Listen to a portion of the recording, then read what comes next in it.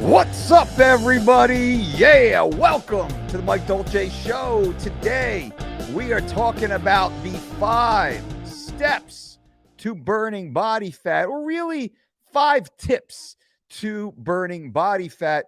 Just this morning, I posted on our Instagram page 5 tips to burn fat. But before we get into that, we're going to walk through each one very briefly. This video will be less than 10 minutes. I promise that. So I'm going to run through these. First, I want to suggest you take a look at our sponsors, MerickHealth.com/Dolce, for the most comprehensive and affordable blood work you can get that all of my VIP clients use. Go to MerickHealth.com/Dolce, promo code Dolce, save 10%.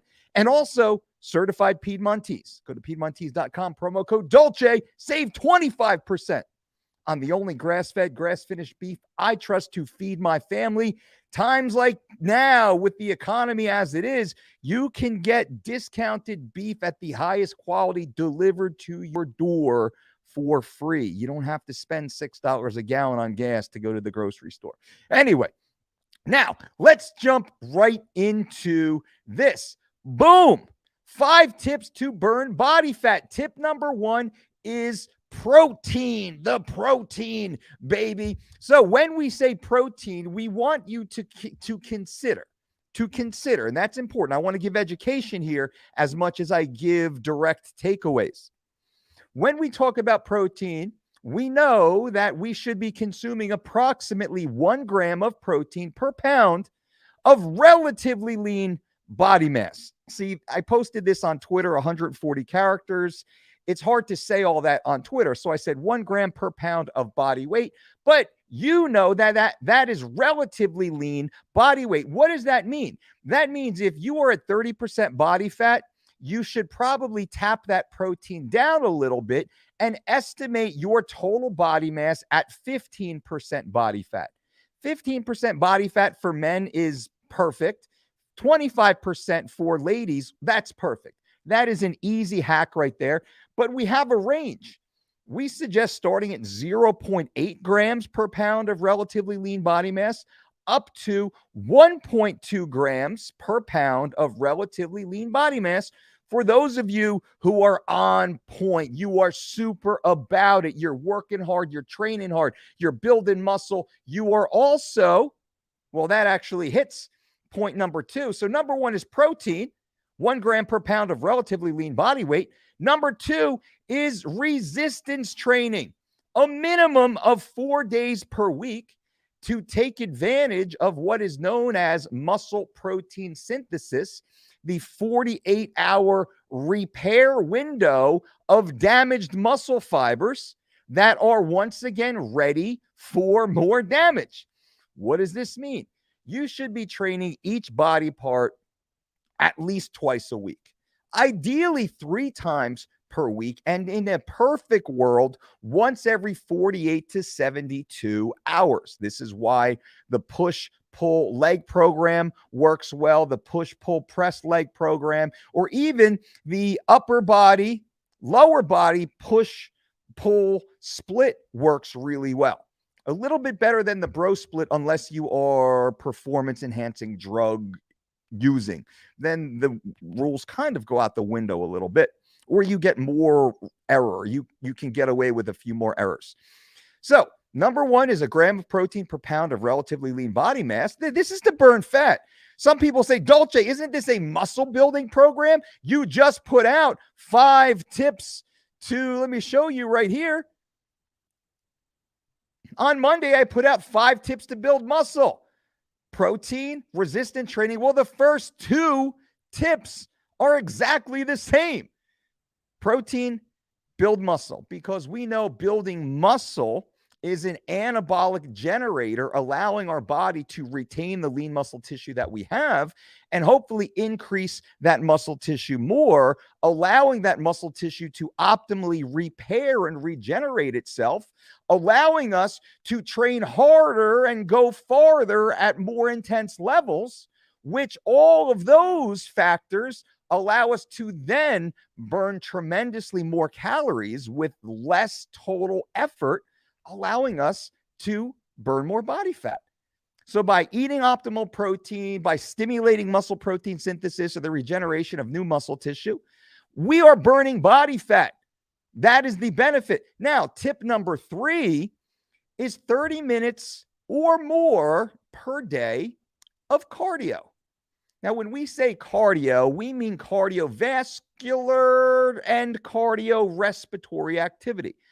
I love to add the term cardiorespiratory because cardiovascular infers activity of the heart, cardio, and the vascular system, the ability to pump blood through the vascular system. That is all very correct. And there is a metabolic component to that type of activity, but often forgotten and not rarely mentioned, which is why I mention it now. We also want you to remember the cardiorespiratory component of cardio or cardiovascular activity. That is the heart and lungs working together, not just the benefit to the vascular system. The lungs, the ability to pull in oxygen, to be able to pull in greater levels of oxygen, the ability to utilize the oxygen, the ability to then purge the metabolic waste of this activity. Well, this is vital also. So we mentioned that. So now you know you're more enlightened when you're doing cardio. You're thinking about your respiratory system as much as the circulatory system. And with that, we say 30 minutes per day. We prefer to do this fasted, low intensity, steady state cardiovascular activity first thing in the morning. This is in the absence of insulin, which science has shown, and Dr. Andrew Huberman recently validated what we've been saying for decades now, the benefit of fasted cardio first thing in the morning as an adjunct to an overall comprehensive training program, which includes also fed training later in the day. Weightlifting and going for a bike ride or playing sports practice or whatever else you do. Well, that's in a fed state. So take advantage of this low intensity, steady state, fasted cardio in the absence of insulin, which has a great benefit on the psychological, emotional, and physiological processes. So cardio, 30 minutes a day, super easy. This is to burn body fat. Number 4, and I got to get through this. We have just barely 2 minutes. Sleep. 7.5 hours per night. Well, Lord, if I have to explain sleep to you, we got a whole bunch of other problems. We must be getting deep, optimal sleep. Sleep has a dramatic impact on our overall health, also our lack thereof in the 6-hour over under. There's a saying, sleeping less than 6 hours is as if you have not slept at all. Yes, it's slightly better than none, but barely. When you get over that 7.5 hour in the 7.5 to 9 hour Goldilocks zone of sleep, you are freaking crushing it. Your body's repairing. You're fully rested, regenerating. Bags go away. Skin is tighter. Everything is working because it's now rested. Simple fact, right? 7.5 to 9 hours. Well, that is optimal. It's like the Earth's orbit around the sun. We are in the Goldilocks zone. A little closer and we burn up and die. A little farther and we freeze. The Goldilocks zone matters. Sleep. Think of the Goldilocks zone. 7.5 to 9 hours of deep, restful sleep is ideal. And now the last one, hydration. Hydration. Not being optimally hydrated reduces all output, all physical activity. But also, did you know that your fat, when metabolized, is actually released through respiration and perspiration and defecation and urination? Fat molecules are released through moisture. So if we are in a dehydrated state, this is a suboptimal state to release stored body fat. So we must be optimally hydrated. Also, if we are not optimally hydrated, we cannot train as hard, as far, or intensely, thereby reducing our ability to stimulate muscle growth, burn calories, and release those stored calories as respirated, perspired body fat. So that is my 5 tips. This is under 10 minutes. I thank you guys all for being here. Subscribe to the channel. Give this video a thumbs up. And that's it. Be cool. Have a great day, everybody.